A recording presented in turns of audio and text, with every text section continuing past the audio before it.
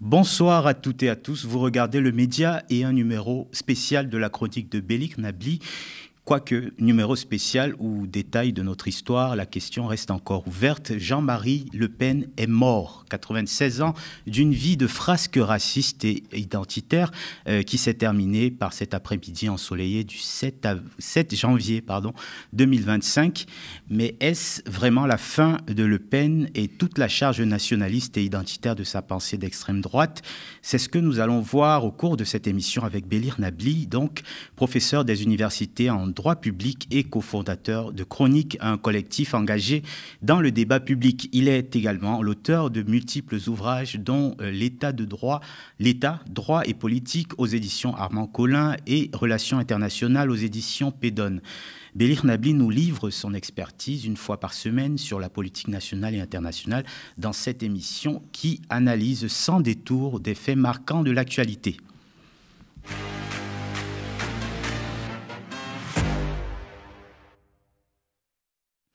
Un seul titre donc à la une de cette chronique, l'annonce du décès de Jean-Marie Le Pen, truculent fondateur du Front National, parti dont les militants sont issus de mouvements d'extrême droite et liés à l'idéologie raciste et néofasciste. Jean-Marie Le Pen, c'est aussi un parcours de tortionnaire mené dans les guerres coloniales d'Indochine et d'Algérie, des crimes pour lesquels il n'affichera jamais aucun remords.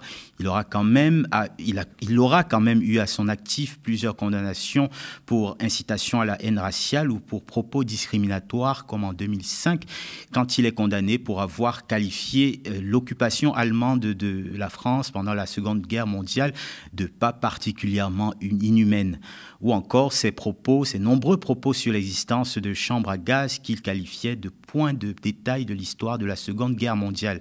Il sera condamné en 2017 en appel à 30 000 € d'amende pour contestation de crimes contre l'humanité pour avoir répété ses propos en 2015.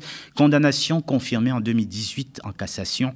Mais rien ni personne n'est parvenu à l'empêcher au fil des années de continuer dans l'outrance raciste, antisémite et xénophobe. On regarde. À aucun moment, ce que j'ai dit correspondait à ma pensée, que les chambres à gaz étaient un détail de l'histoire de la guerre, à moins d'admettre qu'elle soit la guerre qui soit un détail de Vous chambres à maintenez gaz. ces propos? Oui, absolument, je les maintiens. Je crois à l'inégalité des races, oui, bien sûr.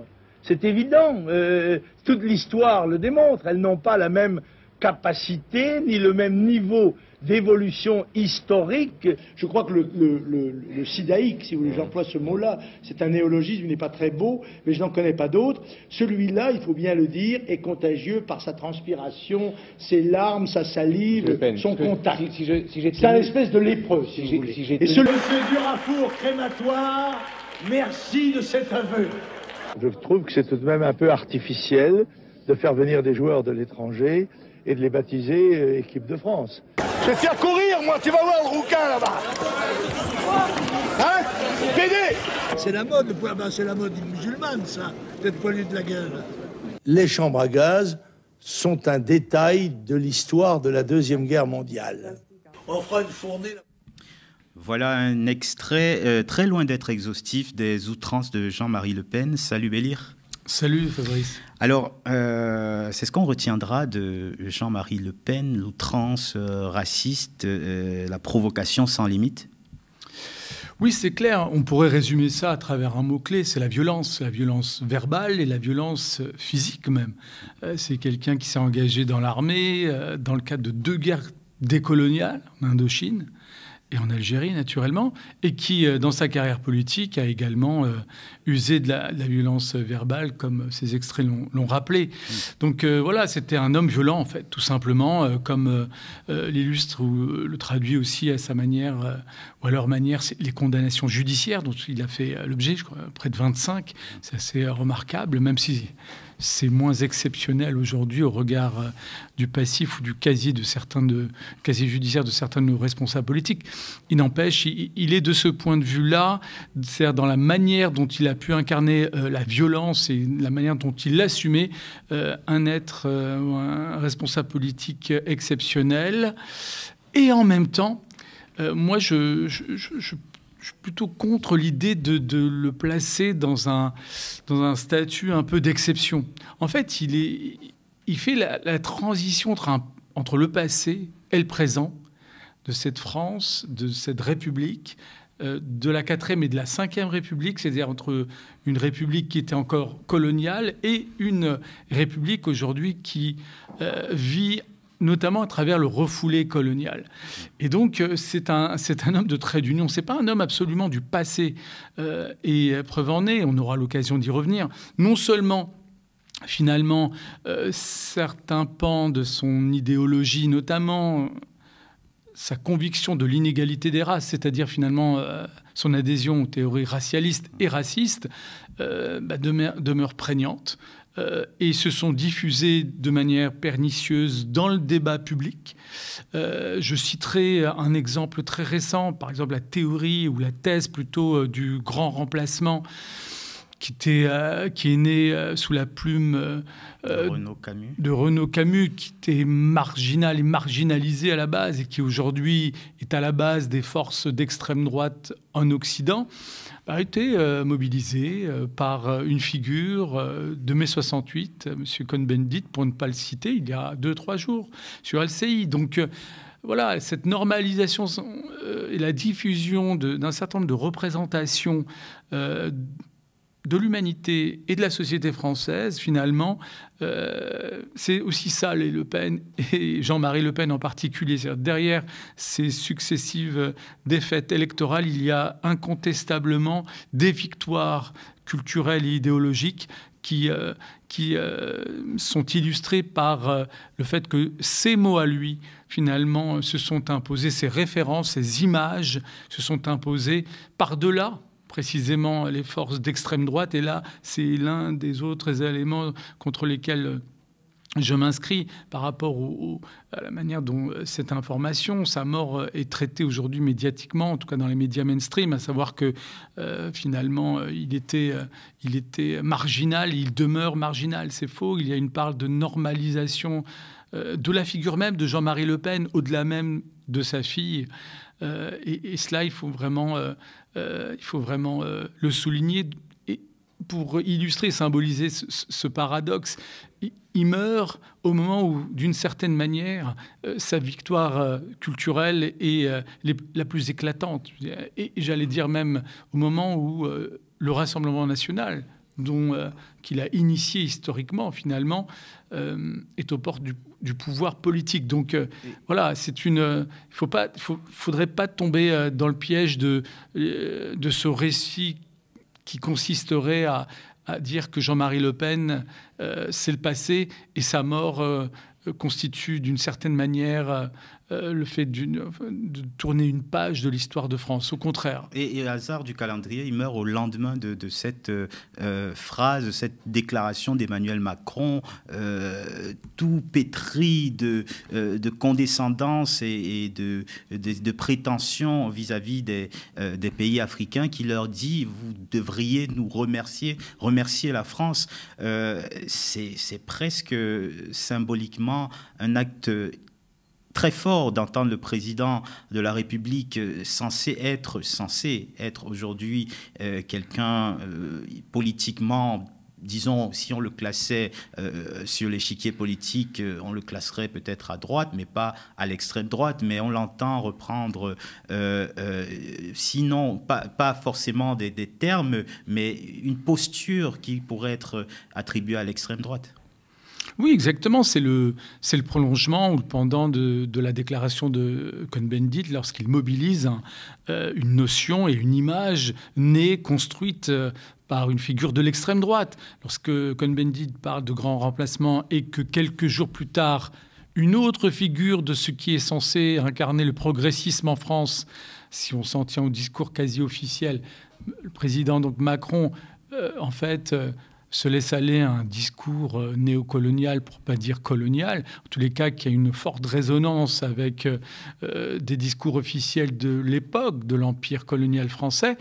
Ça veut vraiment dire, et ça traduit encore une fois la prégnance de cette ère politique, de cet imaginaire colonial qui est ancré dans l'esprit de nos élites. Et ça, c'est un élément extrêmement important parce que, encore une fois, souvent, on a cette facilité consistant à taper sur l'électorat d'extrême droite en considérant qu'il vote mal.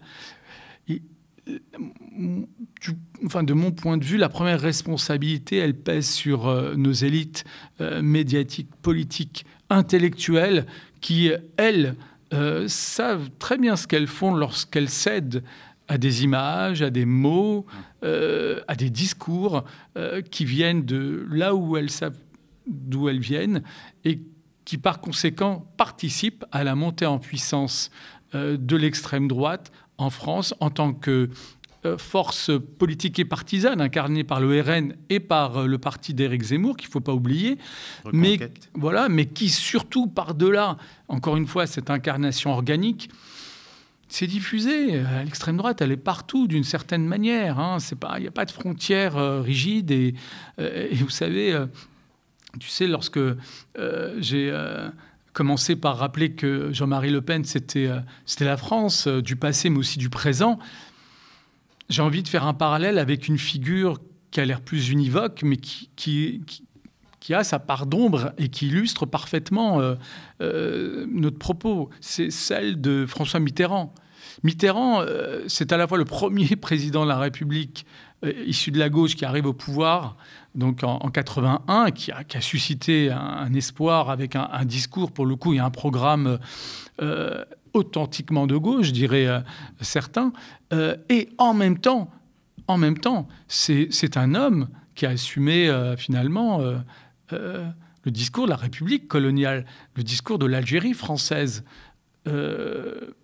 avec un engagement qu'il a contesté mais qui est avéré sous Vichy également.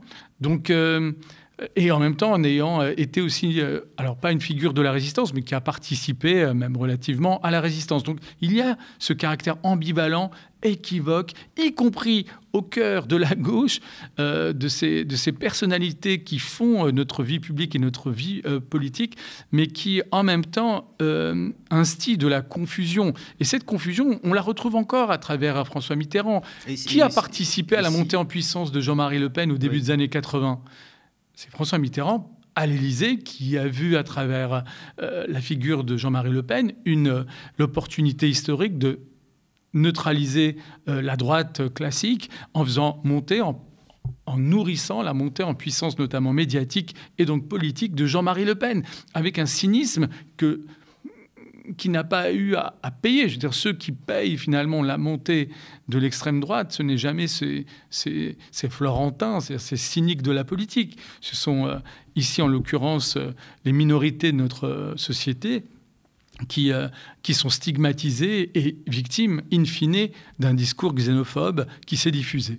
Et il suffit aussi de voir les réactions politiques après la mort de Jean-Marie Le Pen, à part la gauche, où on appelle clairement à ne pas rendre hommage aux fondateurs du FN. À droite, RN, LR et macronistes compris, on a l'air finalement de saluer la mémoire de Jean-Marie Le Pen. Emmanuel Macron, par exemple, dit dans un communiqué qui est relayé par énormément de sources médiatiques que Jean-Marie Le Pen a joué un rôle, je cite le communiqué, Jean-Marie Le Pen a joué un rôle dans la vie publique de notre pays pendant près de 70 ans qui relève désormais du jugement de l'histoire. On a l'impression que jusqu'à l'Élysée, on n'a pas envie de parler des faces troubles du personnage Le Pen. Surtout, d'une certaine manière, il se désiste de tout jugement et il renvoie l'appréciation qu'il aurait pu porter à l'histoire, une entité abstraite qui ne l'engage pas lui, alors qu'il est quand même président de la République, chef de l'État, et confronté quand même à un personnage qui effectivement a marqué l'histoire, mais de quelle manière ? Et donc, ça renvoie à l'ambiguïté, à l'ambivalence dont je te parlais, et qui illustrait là par aussi Emmanuel Macron, qui d'un côté a déclaré un certain nombre de choses intéressantes sur ce passé colonial, notamment en qualifiant de manière assez juste ce qui s'est passé, enfin la manière dont l'Algérie a été colonisée, en faisant un parallèle avec la catégorie ou le crime contre l'humanité, et en condamnant également la guerre d'Algérie pour ce qu'elle a pu être. Et en même temps, il a pu, à travers ce type de déclaration et d'autres plus récentes, notamment dans sa relation ambivalente avec l'Algérie, manifester précisément un refoulé colonial qui n'est pas que d'ordre idéologique chez lui, parce que ça renvoie à sa personnalité, l'arrogance, le paternalisme. C'est aussi quelque chose de presque naturel chez Emmanuel Macron. Mais en fait, il est l'héritier de ces pages, aussi sombres soient-elles, de l'histoire de France. Et donc, ce qui est intéressant, c'est que tu as rappelé effectivement les prises d'opposition via Twitter ou X par le président de la République, le Premier ministre, peut-être qu'on va y venir. Le Premier ministre qui se montre aussi tolérant, je le cite puisque tu en parles, François Bayrou, qui écrit « Au-delà des polémiques qui étaient son arme préférée et des affrontements nécessaires sur le fond, Jean-Marie Le Pen aura été une figure de la vie politique française. On savait en le combattant quel combattant il était. » Alors, hormis les quelques maladresses linguistiques, je trouve, moi, de parler d'armes préférées quand on sait que Jean-Marie Le Pen gravait littéralement son nom sur le couteau qu'il a utilisé pour torturer notamment Ahmed Moulay en Algérie. Ce poste de François Bayrou, j'ai l'impression qu'il démystifie presque sa propre appartenance à un courant qu'on pensait modéré dans la vie politique française et qui est prêt à jouer avec tous les symboles de l'extrême droite finalement. Je pense que ça traduit d'abord et avant tout, encore une fois, le fait que nos élites politiques assument cette part de l'histoire de France et un héritage qui est celui notamment de la colonisation, l'héritage colonial.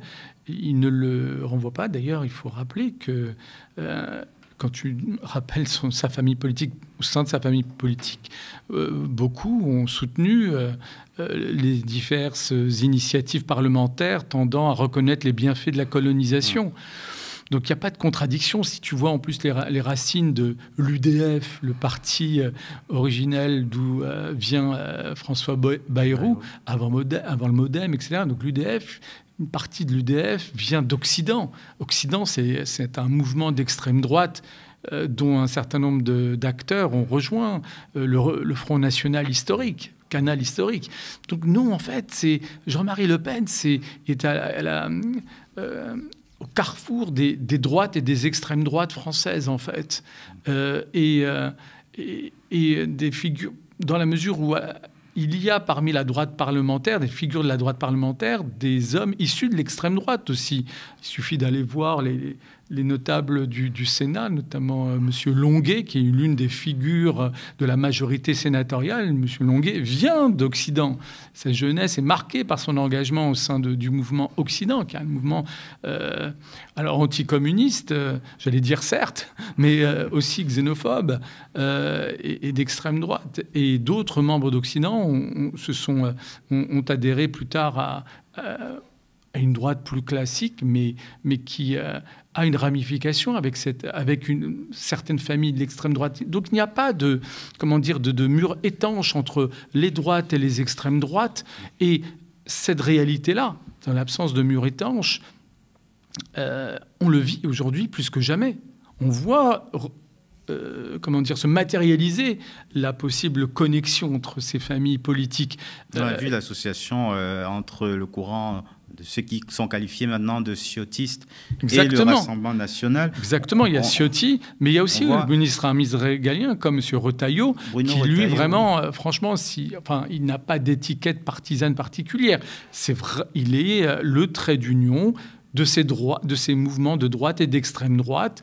Et le moment historique dont je te parlais, c'est celui vraiment de la convergence des droites et des extrêmes droites en France, avec la question de savoir si à un moment donné, ils vont se mettre d'accord pour exercer le pouvoir ensemble. Bruno Retailleau qui écrit sur X, aujourd'hui une page de l'histoire politique française se tourne, quelle que soit son opinion, quelle que soit l'opinion que l'on peut avoir de Jean-Marie Le Pen, il aura incontestablement marqué son époque. J'adresse toutes mes condoléances à Marine Le Pen et à ses proches. c'est presque un discours attristé de la part de Bruno Retailleau. Il relativise à travers une série d'euphémismes, donc au terme desquels on a l'impression que c'est l'héritier, ou l'un des héritiers finalement de Jean-Marie Le Pen. Il le salue, et lorsqu'il parle d'une page qui se tourne, on se dit que la page blanche voit son nom en tête. Hein. C'est ça, en fait, qu'il assume, enfin, ce qu'il distille comme message, c'est qu'il fait partie des héritiers. Alors, je ne sais pas si c'est un langage maîtrisé ou un message maîtrisé, mais franchement, c'est ce qu'on peut comprendre au terme de ce tweet. Et moi, je pense qu'il sait très bien ce qu'il fait, de la même manière que lorsqu'il instille de la confusion lors des dernières polémiques autour de l'état de droit, où là, il a essayé de jouer sur les mots, mais en fait, il savait très bien ce qu'il faisait. Là, même chose, il ne condamne pas l'homme, au contraire, même si, bon, on est au jour de sa mort, mais il lui rend hommage, en fait, d'une certaine manière, et il se place avec d'autres comme l'un des dignes héritiers. Et je pense ça peut se comprendre rationnellement, parce qu'encore une fois, on est dans un moment d'histoire où les droites, extrême droite comprises, convergent, et que la seule raison que je perçois aujourd'hui pour laquelle ils ne s'unissent pas autour d'une coalition organisée, c'est que parce que malgré tout, il y a des carriéristes, c'est-à-dire des personnalités qui voient d'abord leur intérêt personnel et exclure le fait de pouvoir laisser la place du chef, parce que la figure bonapartiste, celle du chef, est vraiment commune à tous ces mouvements, et le fait de ne pas pouvoir se voir chef de ce mouvement global freine cette coalition. Mais idéologiquement, d'un point de vue programmatique, la connexion, la jonction, elle est faite, franchement. Il suffit de prêter un minimum d'attention aux déclarations faites par l'essentiel des chefs de file de ces mouvements. Est-ce que justement, ce qui fait peur ou qui rassure, je ne sais pas où le placer, sur cette façon de se diffuser de la pensée idéologique de Jean-Marie Le Pen, c'est pas qu'aujourd'hui on a de plus en plus affaire à des politiciens carriéristes, opportunistes, qui vont manipuler l'idéologie raciste, agiter les foules avec l'immigration, mais au final, ne pas avoir la même conviction que Jean-Marie Le Pen. Je cherche des éléments pour me rassurer par rapport à cette dérive droitière. Mais il y a un peu des deux, parce que lorsque des personnalités comme Retailleau ou Darmanin, qui sont des ministres régaliens aujourd'hui, ont des discours qui, d'une certaine manière, s'inscrivent dans la lignée, dans la tradition lepéniste, ils sont convaincus de leur discours, il y a de la conviction, et en même temps, ils exploitent l'air du temps. Donc il y a les deux aspects. Là où je vois du carriérisme et du cynisme, c'est qu'ils ne vont pas jusqu'au bout de leur logique idéologique. Ils devraient se rapprocher officiellement du Rassemblement national. Mais en fait, ils ne franchissent pas ce Rubicon qu'a franchi, lui, Ciotti, qui a été, pour le coup, logique avec lui-même, mais que la plupart des acteurs de la droite parlementaire n'osent pas franchir, mais pas pour des raisons idéologiques. Parce que la jonction, encore une fois, elle a été faite, je pense, mis à part peut-être sur un aspect qui, d'ordre financier, c'est-à-dire en matière de finances publiques, il y a une orthodoxie budgétaire du côté de LR qui est encore assumée. Donc en matière de respect de l'équilibre des comptes, l'équilibre des finances publiques, il y a une appétence, une attente, une exigence en la matière qu'on ne retrouve pas au Rassemblement national, mais qu'on retrouve chez Zemmour, par exemple.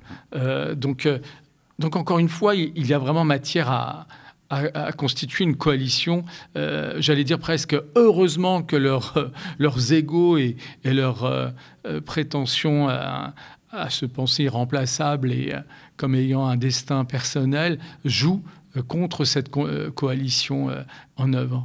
Alors, est-ce que ce qui a changé, tu parlais de Zemmour, est-ce que ce qui a changé aujourd'hui, c'est que finalement le bloc bourgeois est prêt à s'allier, à se rallier à cette voix, à cette parole d'extrême droite, comme on l'a vu avec Zemmour, ce qui peut-être n'était pas particulièrement le cas à l'époque de Jean-Marie Le Pen, qui était quand même assez ostracisé. Mais aujourd'hui, on le voit, on l'a vu avec Bolloré, qui a financé et finance toujours une chaîne de télé vraiment qui est au service de cette voie réactionnaire. Est-ce que la différence à laquelle on assiste aujourd'hui, c'est le positionnement du bloc bourgeois finalement? Ce qui pourrait aller dans le sens de ton hypothèse, c'est la manière dont les médias mainstream et un certain nombre de figures politiques, dont M. Bayrou, ont joué le jeu de la dédiabolisation et de la normalisation qu'a impulsé, initié et incarné Marine Le Pen. Par exemple, le Premier ministre actuel a reconnu publiquement qu'on ne pouvait plus comparer Marine Le Pen à son père, et du moins qu'on ne pouvait plus la qualifier d'extrême droite, qualificatif également exclu par d'autres personnalités publiques, y compris certaines que certains qualifient d'intellectuels. J'ai Luc Ferry à l'esprit, notamment. On a vu aussi à quel point la question de comment lutter contre l'extrême droite pouvait diviser la Macronie. En d'autres temps, il y avait eu des polémiques parce que des ministres se permettaient de pointer directement du doigt l'extrême droite, ce qui n'était pas tout à fait accepté au sein de l'exécutif. Ça veut dire que même la Macronie est gênée aux entournures quand il s'agit de s'attaquer frontalement au lepénisme. Il y a la question de fond de savoir si le RN est d'extrême droite. Et c'est là où il y a des divisions. C'est là où on voit ceux qui cèdent à la stratégie de normalisation et ceux qui s'en tiennent aux fondamentaux. Et pour être formaliste, la question a été posée au Conseil d'État notamment, parce que le RN a voulu contester sa qualification de parti d'extrême droite. Requête qui a été rejetée. Et donc confirmation de ce label qui reste accolé au Rassemblement national, qui demeure donc formellement, officiellement un parti d'extrême droite. Et c'est d'autant plus vrai qu'effectivement on retrouve dans son programme toujours cette mesure phare, ou du moins ce paradigme de la différenciation en fonction des origines et en matière y compris de politique publique. Et c'est tout. Et malgré cet élément-là, on voit bien la tentation d'un certain nombre, justement, de jouer le jeu de la normalisation. On a vu comment la Macronie, comme tu l'as rappelé, a accepté d'intégrer les députés d'extrême droite du RN donc dans les fonctions officielles de l'Assemblée nationale et en jouant donc notamment non seulement le jeu de la normalisation et donc de l'institutionnalisation, qui est un palier supplémentaire dans cette banalisation du RN. Donc il y a une responsabilité politique historique qui restera par rapport par rapport aux macronistes et la manière dont effectivement ils ont eu à gérer la montée en puissance du RN. Et d'ailleurs, même le gouvernement Barnier lui-même, qui était porté par finalement le programme LR, son premier réflexe, il a consisté à se tourner vers le RN, en se mettant dans une position de dépendance et en se mettant dans presque une position de co-construction, pas totalement assumé, mais public, puisqu'on était tous au courant des coups de téléphone entre Marine Le Pen et M. Barnier, et d'une certaine manière, en affichant ou en rendant public de facto, finalement, le fait que le gouvernement de la République existait sous la dépendance, avec la volonté d'un parti d'extrême droite.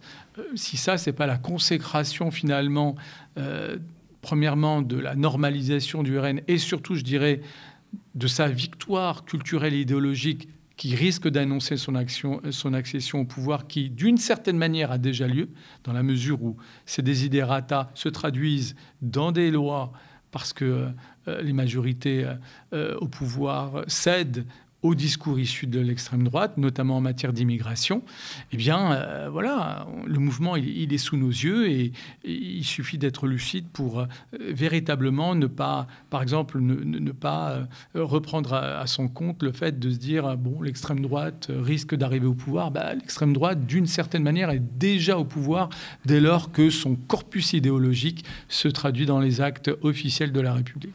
Alors, pour revenir sur le passé trouble et sur certaines zones d'ombre concernant Jean-Marie Le Pen, il y a la question de la torture. Je le disais au début de l'émission.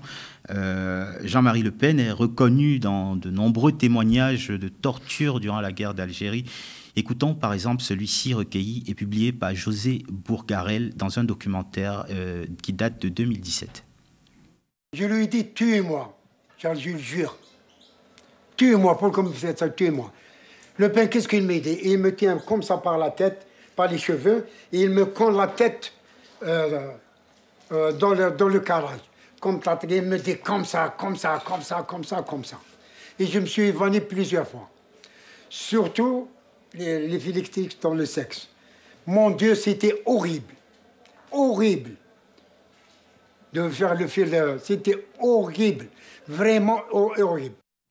Voilà, et évidemment, quand il ne niait pas les faits, Jean-Marie Le Pen faisait montre d'un sadisme assez particulier. On l'écoute.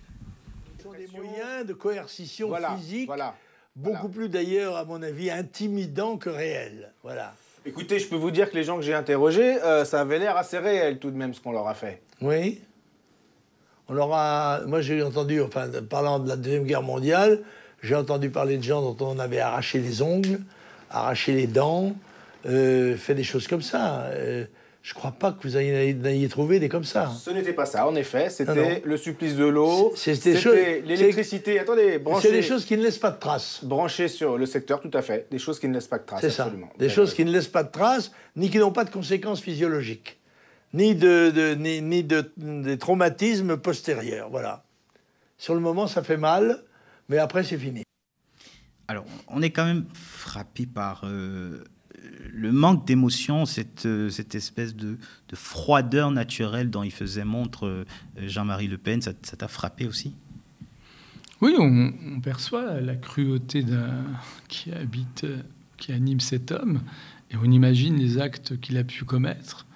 Mais ce que je trouve remarquable, encore une fois, à travers cette question de la torture, encore une fois, Jean-Marie Le Pen n'est pas un extraterrestre dans la vie politique française.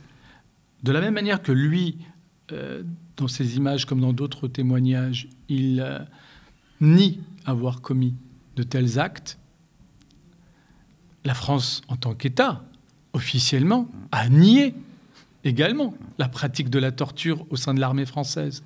Donc on retrouve un même déni, une même posture. Je dirais même plus largement que il incarne d'une certaine manière beaucoup de choses de ce passé colonial qui ne passe pas, mais que certains essayent de réduire à la figure de Jean-Marie Le Pen et d'autres brebis galeuses, alors qu'en vérité, il s'agit de pratiques systémiques qui renvoient aussi à notre déni. C'est tellement hallucinant que parfois on doute, mais rappelons que même le qualificatif même de guerre d'Algérie est un élément qui a fait l'objet de très longtemps d'une contestation, d'un déni officiel. Ça a été le cas aussi au Cameroun avec la guerre de décolonisation du Cameroun qui est restée tabou pendant très longtemps. Exactement. Donc, et tout cela, c'est sous la République, sous la Ve République, etc. Donc, encore une fois, Jean-Marie Le Pen, ce n'est pas le tortionnaire raciste, antisémite qui ferait exception.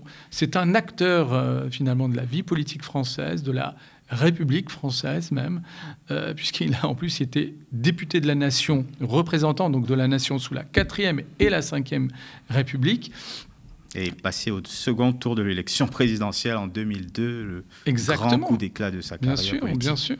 Donc voilà, c'est quand même un élément que je trouve extrêmement important dans la séquence actuelle où effectivement on met d'abord en avant quelque chose qui relèverait presque de la marginalité, alors qu'il y a en lui et dans son parcours quelque chose de très signifiant, de très significatif, j'allais dire de nous-mêmes, de notre histoire et de notre présent. Et ça, je trouve que c'est le plus important dans dans le roman à écrire, parce que bien sûr que l'enjeu derrière, c'est la confrontation, la tension entre d'un côté le roman national et l'histoire. Et l'histoire nous dit que la France a pratiqué à travers ses soldats et donc son institution militaire la torture en Algérie. Et dans le roman national, tout cela est pratiquement inexistant. On se rend compte que la dédiabolisation va presque plus vite que ce que veut faire le Rassemblement national aujourd'hui, qui parfois paraît presque plus souple que certains représentants de l'extrême droite. Tu parlais de reconquête. On a entendu M. Darmanin dire que Marine Le Pen était trop molle.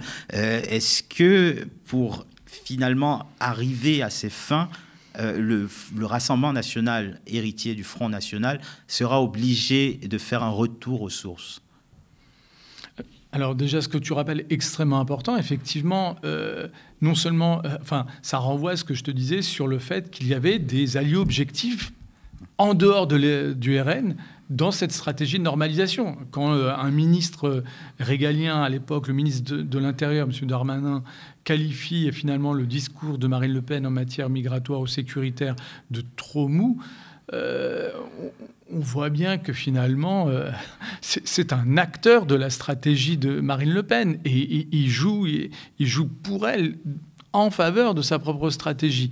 Et en même temps, la question de savoir si elle-même ne devrait pas, à un moment donné, en revenir aux fondamentaux, eh bien, d'une certaine manière, la réponse se trouve, je pense, du côté de Zemmour et de ce qu'il tente de faire. Zemmour, c'est du pain béni pour Marine Le Pen et le Rassemblement national, parce que comme lui a un discours beaucoup plus radical en termes de xénophobie, eh bien, il représente la nouvelle ligne rouge, le nouveau repoussoir, qui, in fine, participe à la stratégie de dédiabolisation du RN, parce que lorsqu'on met côte à côte ou lorsqu'on écoute successivement un discours de Zemmour puis un discours de Marine Le Pen, on se dit que finalement celle-ci ne devrait pas appartenir à la même famille politique que Zemmour. Donc il y a une forme de relativisation de ce qui peut relever de l'extrême droite chez elle grâce à lui. Alors, on peut se demander si un jour ou l'autre, eux-mêmes ne verraient pas un intérêt à s'allier. Mais encore une fois, ces alliances qui pourraient s'expliquer rationnellement, du point de vue d'une rationalité politique, notamment en vue d'une victoire électorale, est empêchée, j'allais dire heureusement, par les égos, et puis quelque chose de très fort dans les au cœur de l'histoire politique des droites et des extrêmes droites, à savoir le culte du chef. Il ne peut en avoir qu'un seul, et aucun de ceux qui se pensent être chefs, ou le destin d'un chef, de Wauquiez à Zemmour en passant par Marine Le Pen, ne voit aujourd'hui ou n'imagine aujourd'hui laisser sa place. Sachant qu'il faut aussi voir la génération, j'allais dire, de néo-fascistes qui arrivent. Jordan Bardella est quand même assez loin de la verve, certes outrancièrement xénophobe, mais de la verve de Jean-Marie Le Pen. C'est l'un des spectres qui nous menace, c'est celui des apparences. C'est vrai qu'apparemment, ils n'ont rien à voir. Et que, de fait, déjà, ils n'appartiennent pas à la même génération, mais je dirais même à la même génération politique. On dirait qu'ils appartiennent à deux ères politiques totalement différentes, et c'est vrai. Mais derrière cette réalité, j'allais dire factuelle, historique, le logiciel profond n'est pas totalement disjoint. Il y a des connexions très profondes, et il suffit de rappeler comment Jordan Bardella est entré en politique, notamment à cause ou grâce à des points de vue à l'attraction l'attraction de l'image de Jean-Marie Le Pen. Il est allé au Front National, notamment pour Jean-Marie Le Pen. Il l'a rencontré, il a déjà exprimé une forme d'admiration pour Jean-Marie Le Pen. Donc voilà, c'est ça Bardella. C'est pas seulement des images d'un jeune trentenaire, même pas, qui fait des apéros TikTok. C'est aussi quelqu'un qui voue une admiration pour un tortionnaire xénophobe. Et moi, ce que je retiens naturellement, et c'est ce qui est important du point de vue de l'identité politique, c'est cette admiration pour Jean-Marie Le Pen. C'est pas le moyen stratégique, c'est-à-dire le moyen de communication qu'il utilise pour véhiculer ses idées ou son image en l'espèce, parce qu'il ne véhicule pas beaucoup d'idées, pour être tout à fait honnête, via les réseaux sociaux. Il essaie de diffuser une image, justement, la plus lisse possible, la plus conforme à la stratégie de dédiabolisation. Alors, j'aimerais qu'on questionne le rapport de Jean-Marie Le Pen à l'antisémitisme et qu'on fasse un parallèle avec ce qui se passe aujourd'hui. On a rappelé tout à l'heure ces déclarations clairement antisémites, la petite phrase du point de détail. Aujourd'hui, on a l'impression que le parti, le RN, a pris un virage totalement différent depuis le 7 octobre et qu'il veut se présenter comme un allié des Juifs, un allié d'Israël. Comment expliquer cette stratégie, sachant que dans le fond, les personnes qui sont acquises à cette idéologie d'extrême droite peuvent être encore animées par une forme d'antisémitisme. Et s'il n'y a pas une espèce de paradoxe là-dessous? Moi, je ne vois pas vraiment de paradoxe, mais plutôt une forme de logique, mais différentes sources de logique.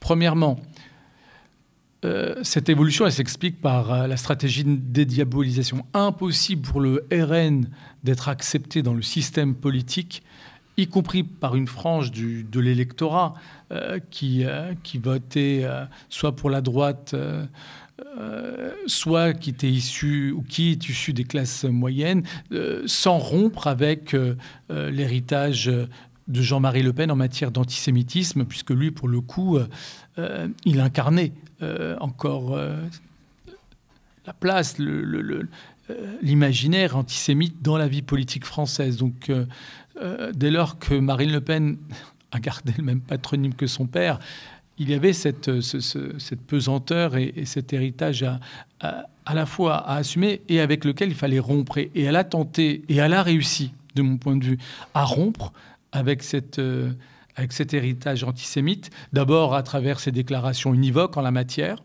puisqu'elle a toujours condamné, en fait, ou en tous les cas, pas toujours, pardon, progressivement, elle en est arrivée à condamner les propos de son père en la matière.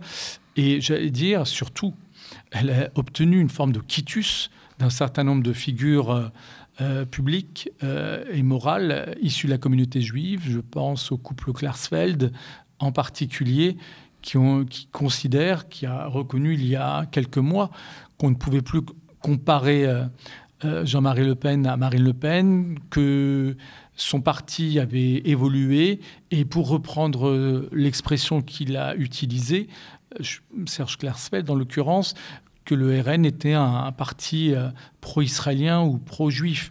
Donc des termes assez équivoques, je dirais, mais qui traduisent surtout une réussite stratégique du point de vue de Marine Le Pen, qui a obtenu ce qu'elle a voulu, c'est-à-dire finalement un quitus et un acte de rupture presque notarié, grâce à un acte notarié qui lui a été délivré en la matière par rapport au passé antisémite de son père et du parti politique qui est l'héritier du Front National. Alors c'est d'autant plus, j'allais dire, remarquable au sens littéral du terme que, au-delà de quelques personnalités qui ont pu acquiescer ce mouvement et d'une certaine manière satisfaire la stratégie de Marine Le Pen, on sent bien plus largement, y compris du côté de la communauté juive, c'est la reconnaissance d'une rupture entre Marine Le Pen et Jean-Marie Le Pen sur ce point-là. Et donc voilà, d'une certaine manière, ça participe aussi à la normalisation du Rassemblement national, qui avait absolument besoin d'être totalement clair sur ce point pour pouvoir viser précisément, premièrement, sa normalisation, deuxièmement, son accès au pouvoir. L'une des hypothèses que je me permettrais, moi, d'émettre, c'est que la haine islamophobe arrive à fédérer à la fois des sionistes radicalement anti-musulmans et une frange de l'extrême droite, et quasiment la plus grande partie de l'extrême droite, qui est islamophobe.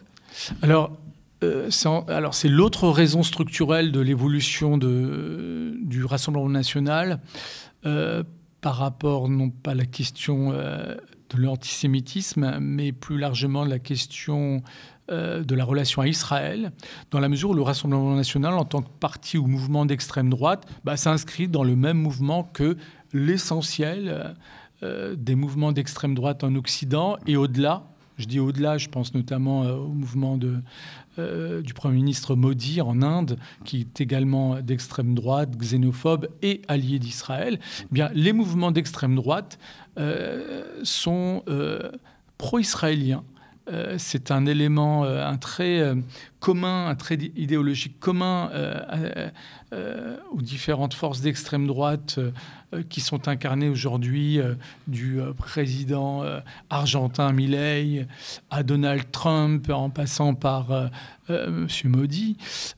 Et dans cette convergence des extrêmes droites vers un soutien inconditionnel à Israël, il y a effectivement, donc on retrouve la rupture avec le passé de ces mouvements d'extrême droite qui étaient caractérisés par l'antisémitisme. Alors ça ne veut pas dire que les extrêmes droites ont rompu avec cette tradition. C'est des courants d'extrême droite, mais dès lors, en particulier qu'ils accèdent au pouvoir ou dès lors qu'ils sont dans une stratégie d'accès au pouvoir, tendent à opter pour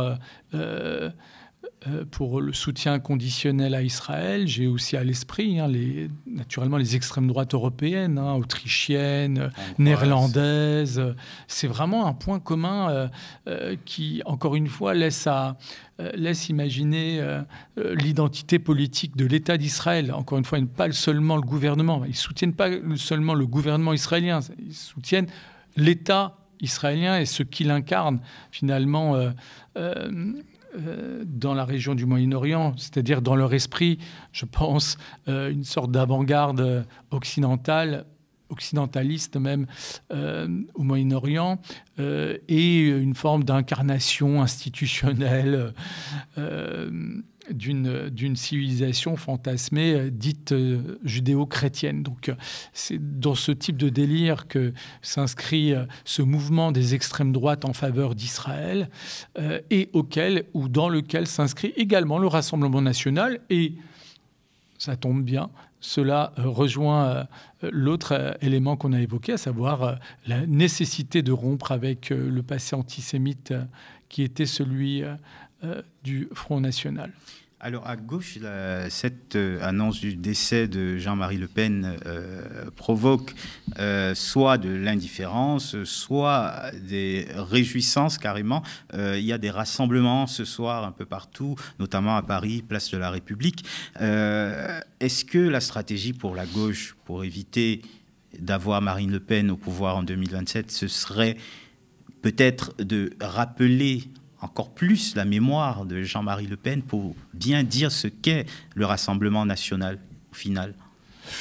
Oui, en effet. Alors, ça ne fait pas partie de mes réflexes d'aller festoyer le jour de la mort d'une personnalité, quelle qu'elle soit. Après, on peut saisir ce qui anime ce type d'événement. Par contre, c'est là où je te rejoins.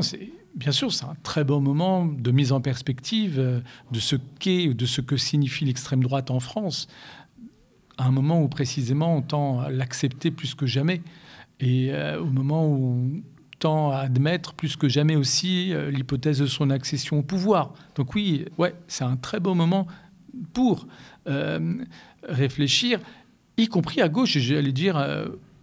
Surtout. Pas en particulier, mais y compris à gauche, parce qu'encore une fois... Si on voit des réflexes aussi exactement. À Moi, gauche, je ne suis parfois pas dangereux. Bien sûr que je prends acte de l'existence de familles politiques, mais la gauche ou les gauches en France ont une histoire équivoque, notamment dans leur rapport au fait colonial et de ses racines. Encore une fois, le fait colonial, c'est pas juste un rapport de domination politique. C'est un rapport de domination politique qui repose sur une représentation de l'inégalité des races, donc une théorie racialiste et raciste.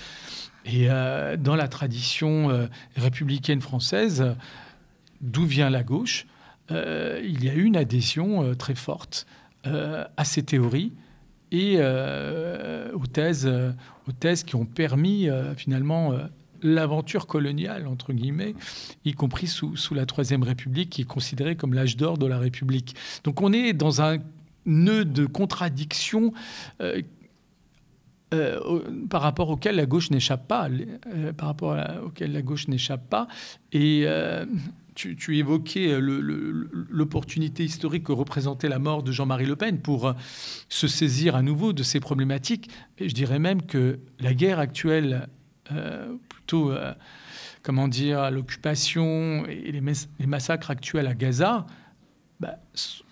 en fait, s'il y a une telle gêne dans une partie de la gauche par rapport à ce qui s'y passe, c'est aussi parce qu'il y a bien évidemment des relents coloniaux qui parlent à notre histoire en général et qui parlent à une histoire de la gauche qui a eu sa part de responsabilité dans le fait colonial, en particulier la SFIO, sous la 4e République, qui est l'ancêtre du Parti socialiste, mais également, si on garde à l'esprit et si on met en perspective ce qui se passe à Gaza, pour comprendre les tensions et l'incapacité à avoir un discours clair aussi sur ce qui s'y passe, et aussi, bien sûr, à cause du passé antisémite de la France, qui ne permet pas d'avoir un discours clair, dissociant finalement les responsabilités, la morale du droit, etc.